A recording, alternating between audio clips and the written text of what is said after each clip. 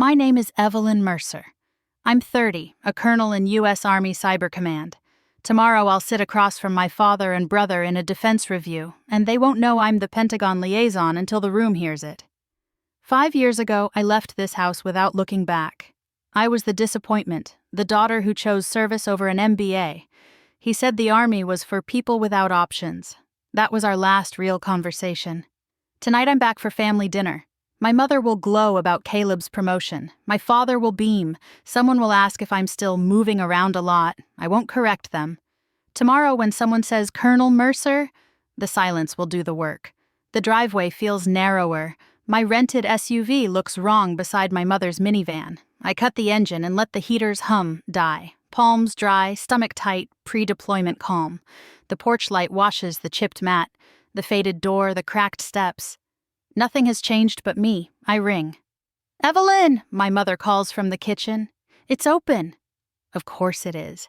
Inside, floral cleaner, the gallery wall, Caleb's graduation, wedding, his 2 kids. Every milestone framed. None of me in uniform. Not even the commissioning portrait I mailed. Roast beef, mashed potatoes, the forever salad. Caleb holds court about bonuses and his new role, leading systems integration for Stonehaven Dynamics military contract. My father looks ready to cry from pride. "And you?" my mother asks. "Still traveling with the Army?" "More or less." "Still a captain?" my father says. "Something like that." I don't argue. My dress blues wait in my suitcase upstairs, silver eagles winking through fabric. Tomorrow will speak for me. In the morning I park beneath a placard that reads Defense Liaison, DoD authorized, and step out in dress blues. Heads turn. The guard checks my badge and straightens. "Good morning, Colonel." The elevator opens on polished glass and hushed carpet.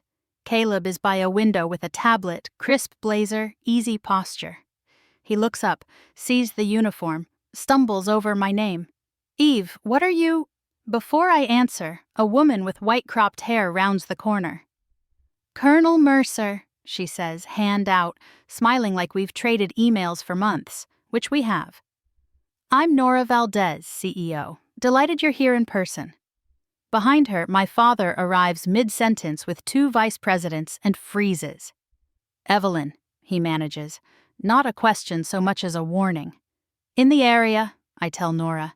"Thought I'd sit in." She ushers us to the boardroom. My name is on a placard beside hers. Chairs slide, laptops open. Introductions orbit toward me with the careful politeness reserved for people who can greenlight or halt millions. I brief milestones, then list the corrections I expect before the next tranche. I keep my tone even, my questions sharp. When it's Caleb's turn, he clicks to a latency chart and talks rollout for Phase 2. He's good, confident, practiced. But he dodges a threshold we set in last month's memo. "Mr. Mercer," I say, "show how your method holds sub-15 under contested load." He hesitates. "We can revisit that portion." "You'll need to. Revised protocol by Thursday, close of business." A murmur, then silence, then the meeting moves on. No theatrics, just standards. Afterward, the hallway clears like a tide pulling back. My father gestures to a door. "My office." Inside, blinds half closed, my mother waits on a visitor chair, hands knotted. Caleb leans by the window, jaw set. "How long have you been a colonel?" my father asks. 6 months. "And we learn about it here?" I sent invitations, voicemails, articles. I meet each of their eyes. "You didn't respond," my mother swallows. "We didn't understand what it meant." "I stopped translating," I say. "I did the work." "Shall we talk about respect now?" my father asks, brittle. "We can," I answer. "But it starts with seeing." Silence holds for a beat. I stand at ease. "I didn't come to humiliate anyone," I say. "I came to do my job." Caleb's arms drop. "Your questions were fair," he says, quieter now. "I'll fix the thresholds." My mother looks up. "We should have been there," she whispers, "at your milestones. We thought you were drifting." "I wasn't," I answer. "I was building." My father studies the insignia. At last, "We were wrong." He clears his throat, and the edge is gone. He offers his hand, not for show, but steady. Colonel Mercer. I take it, not triumph, alignment. 6 months later, my place in D.C. smells of coffee and polish. The shelf holds a modest spread, citations beside manuals. My family crowds my table with pie and a wine Caleb swears he likes. Conversation is ordinary. Your rollout revision worked, Caleb tells me at the sink. I credited you. Good, I say, keep it working. In the living room, my father lifts his glass.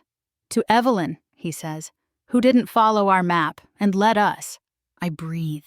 Respect isn't applause, it's presence that needs no permission.